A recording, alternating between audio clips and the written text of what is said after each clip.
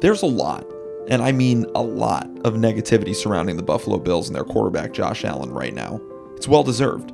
But as a member of Bills Mafia, for lack of a better phrase, it's just making me sad. It's tough to watch our franchise quarterback look beaten down and dejected week after week, and it sucks to listen to every sports talk show on the planet talk like this about him. Nobody wants this guy on their team now. What the hell has happened? This video is a reminder for myself, fellow Bills fans, and football fans around the world that Josh Allen may be the most talented player to ever wear a Bills uniform, and that as long as he's on the field, the Bills have a chance to win every game they play. I'll get this out of the way first. The turnovers are an issue. It's been part of his game since he came into the league, and it seems like it's going to be part of his game moving forward. 71 interceptions in your first 6 seasons is a lot. There's no doubt about it. But too often there seems to be the narrative that Josh Allen isn't elite because he throws too many interceptions.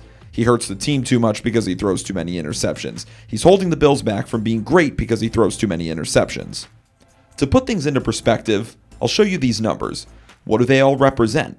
Do the names Dan Marino, Brett Favre, Peyton Manning, John Elway, Drew Brees, Tom Brady mean anything to you? All are widely considered among the best quarterbacks to ever play the game. One of them arguably the greatest football player of all time. These are all of their interception totals in their first 6 full seasons.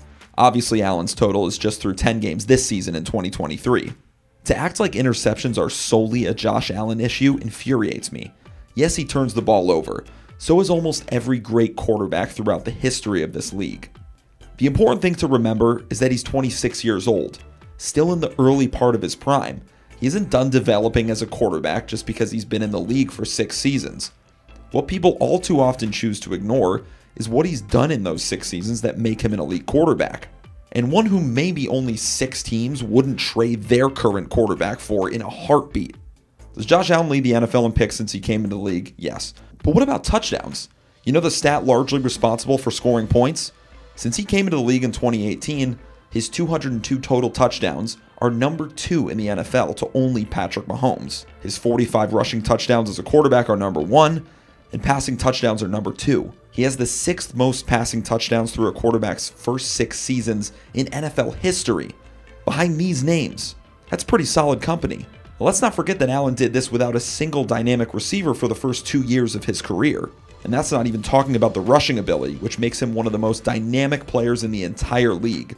Add that to the mix, the list looks like this. But he's taking more criticism than ever before, even from fellow players. Trayvon Diggs had these things to say after the Bills lost to the Broncos, saying the team's number 1 receiver, his brother Stephon Diggs, needs to get out of there, and that he, meaning Allen, wasn't good before Steph got there. Obviously, adding an elite wide receiver is going to help a quarterback improve, but Diggs had the 4 best seasons of his career with Josh Allen. John Brown had the best season of his career with Josh Allen. Cole Beasley had the best season of his career with Josh Allen. To insinuate that Josh Allen has nothing to do with his own success is absurd and utter nonsense.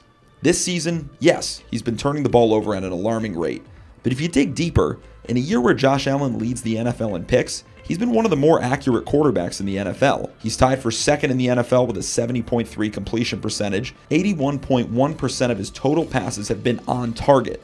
He leads the NFL in interceptions with the lowest interception-worthy play rate of his entire career. What does this mean? For a quarterback that completes 70.3% of his passes, it basically means his incompletions are interceptions, or that every throw that can be picked off has been picked off. His 2.4 turnover-worthy play percentage is tied with CJ Stroud, who only has 2 interceptions on the season. This is all while still leading the league in total touchdowns with 26, sitting at 4th in the league in passing yards, 4th in QBR, and 2nd in completions. Elite. I'll leave everyone with a comparison as we close things out. For baseball fans, they know how great of a player Bryce Harper is, for example. But for much of his career, he was considered overrated and was criticized for his performance when all of his statistics had him on a Hall of Fame trajectory. So why all the criticism? It's because when Bryce Harper was called up to the major leagues, it was at the same time that somebody named Mike Trout was making himself known as not only the best player in Major League Baseball at the time, but would go on to be one of the best players in the history of the sport. Bryce Harper's biggest criticism at the end of the day is that he isn't Mike Trout. Nobody is. But that doesn't make Harper any less special. Josh Allen's rookie season, Patrick Mahomes won MVP, putting up one of the greatest seasons by a quarterback in the history of the sport. And then a quarterback named Joe Burrow led his team to the Super Bowl in his first full season. You could talk about Josh Allen's turnovers all you want, but at the end of the day, whether people want to admit it or not, Josh Allen's biggest criticism is that he isn't Patrick Mahomes and he isn't Joe Burrow. And that's okay with me, because I know what he's capable of when he's playing at his best. And we've seen what that looks like time and time again.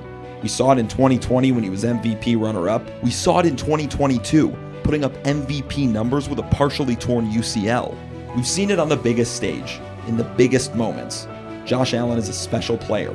A rough stretch of games shouldn't distract people from that fact.